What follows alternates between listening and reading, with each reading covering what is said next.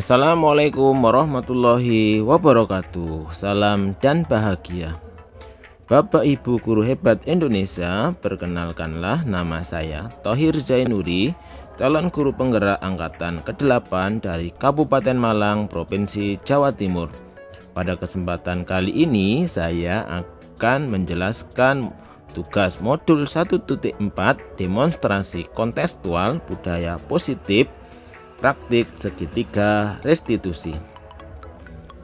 Segitiga restitusi merupakan proses untuk menciptakan kondisi bagi murid untuk memperbaiki kesalahan mereka sehingga mereka bisa kembali pada kelompok mereka dengan karakter yang lebih kuat. Pada segitiga restitusi memiliki 3 sisi. Yang pertama, menstabilkan identitas, yang kedua, validasi tindakan yang salah, dan yang ketiga, menanyakan keyakinan. Pada sisi menstabilkan identitas, berdasarkan prinsip bahwa membuat kesalahan adalah bagian dari proses pembelajaran, berperan menggeser identitas murid dari identitas gagal ke identitas sukses. Pada sisi ini, kita tidak boleh mengkritik murid yang sedang mengalami identitas gagal. Pertanyaan yang diajukan antara lain, membuat kesalahan suatu yang wajar bukan?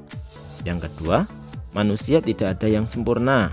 Yang ketiga, kita bisa memperbaiki masalah ini.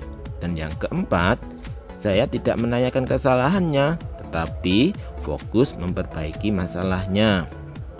Sisi yang kedua dari segitiga restitusi adalah validasi tindakan yang salah.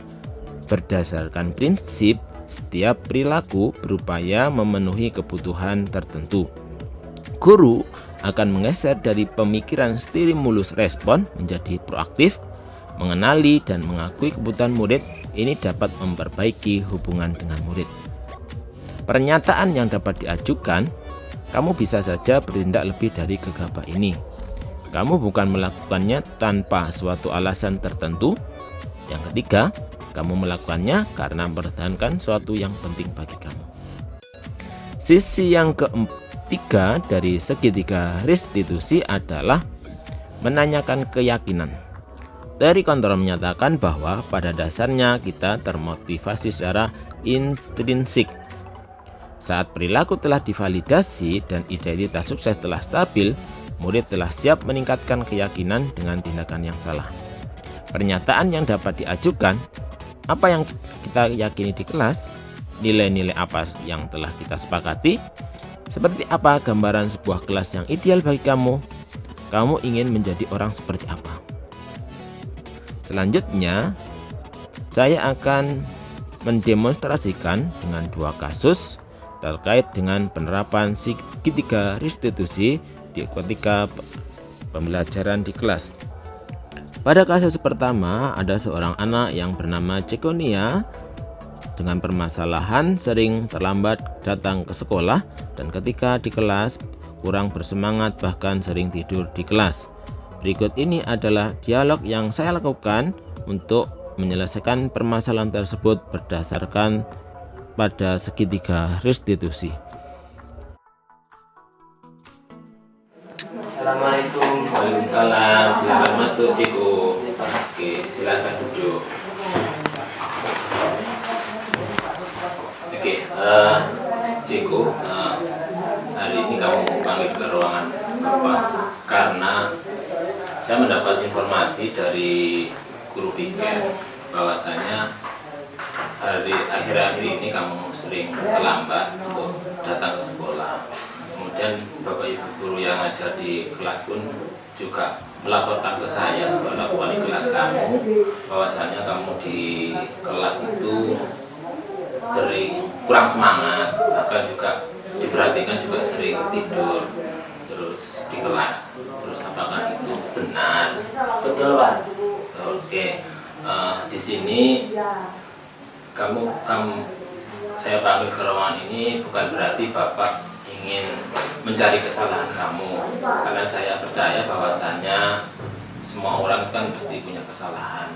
Nah, saya memahami itu, dan di sini di ruangan ini kita nanti mencari solusi bagaimana supaya nanti kamu tidak terlambat datang lagi. Kalau boleh tahu, alasan kamu kok bisa sering terlambat itu apa, Ciko? Main HP. Main HP. Terus tidur kamu sampai jam berapa kalau malam itu? Kadang sampai jam 12 malam. 12 malam. Oke. Kalau misalkan tadi kamu sering telat, terus tidur di kelas, itu kira-kira sesuai dengan keyakinan kelas kita atau tidak? Tidak, Pak. Tidak.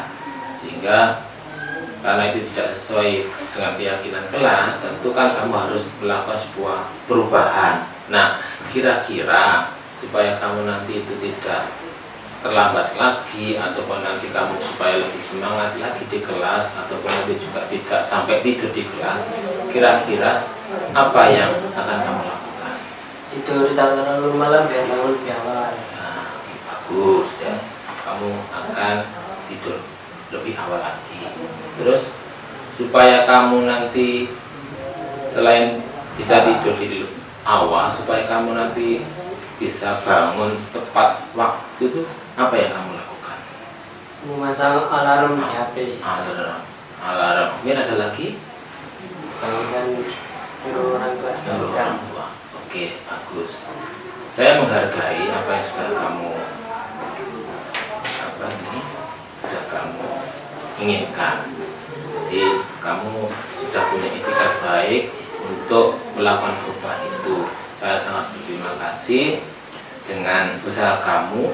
Semoga nanti bisa segera terlaksana. Kira-kira kapan kamu melakukan itu? Insya Allah nanti malam. Insya Allah. Terima kasih. Harapan Bapak, kamu setelah dari ruangan Bapak ini, kamu melaksanakan apa yang sudah kamu sampaikan ke Bapak, dan kamu menjadi seorang yang pribadi yang lebih bertanggung jawab lagi dan menjalankan keyakinan kelas yang sudah kita sepakati. Itu ya. Baik, Pak. Ya, di sini kamu boleh kembali lagi ke kelas. Saya ucapkan terima kasih. Ya, kita kembali lagi ke kelas. Pada kasus kedua, ada seorang anak bernama Devina yang pada saat pembelajaran bermain HP. Berikut ini adalah dialog yang saya lakukan untuk menyelesaikan permasalahannya berkaitan dengan segitiga restitusi. Assalamualaikum, Pak. Waalaikumsalam. Silakan masuk. Silakan duduk, Devina. Hari ini kamu, Devina, saya panggil ke ruangan Bapak karena untuk kamu sudah tahu. Sudah, Pak. Kenapa? Karena tadi waktu Bapak mengajar di kelas saya bermain HP. Oke. Mungkin kamu tadi melakukan hal itu, tentu kamu punya alasan-alasan tertentu. Namun di sini bukan maksud Bapak ingin mencari kesalahan kamu. Ya, setiap orang pasti punya kesalahan, tapi di sini nanti kita mencari solusi bersama supaya nanti ke depannya perbuatan itu bisa tidak terulang kembali. Begini, Devina, kira-kira alasan kamu main HP tadi kenapa? Saya lagi boring, Pak. Kok boring? Kenapa boring? Tadi saya habis ulangan matematika, soalnya banyak yang sulit, Pak. Oke, banyak sulit. Terus bermain HP di kelas itu sesuai keyakinan kelas kita atau tidak? Tidak, Pak. Ya. Terus kamu tahu kira-kira kapan keyakinan kelas kita membolehkan membawa HP? Jika saat waktu yang ditentukan oleh guru. Oh, oke. Terus supaya kamu nanti tidak melakukan seperti yang sudah kamu lakukan tadi, apa usaha kamu? Saya membawa HP ketika saat yang diizinkan guru dan berusaha menitipkan HP di wali kelas dan tempat duduk saya dipindah ke depan supaya saya lebih fokus dalam belajar. Aku saya menghargai dengan usaha kamu, niatan usaha kamu nanti. Semoga nanti bisa kamu terapkannya. Kira-kira kapan? Segera setelah menghadap Bapak. Bagus. Oke, terima kasih dengan niatan kamu seperti itu. Semoga kedepannya kamu menjadi siswa yang lebih bertanggung jawab dan tahu dengan keyakinan kelas yang sudah kita buat tadi. Ya, saya ucapkan terima kasih. Habis ini kamu boleh kembali ke kelas dan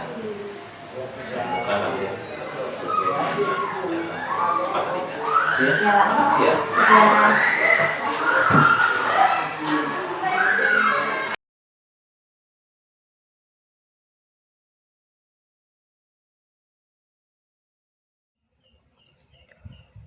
Assalamualaikum warahmatullahi wabarakatuh.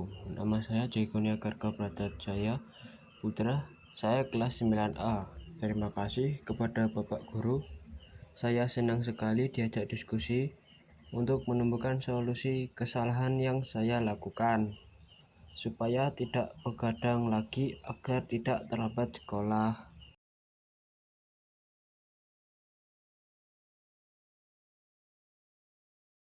Assalamualaikum warahmatullahi wabarakatuh. Perkenalkan, nama saya Devina Handayani, saya dari kelas 9D. Terima kasih Bapak Guru yang telah mengajak saya berdiskusi untuk menemukan solusi di masalah ini.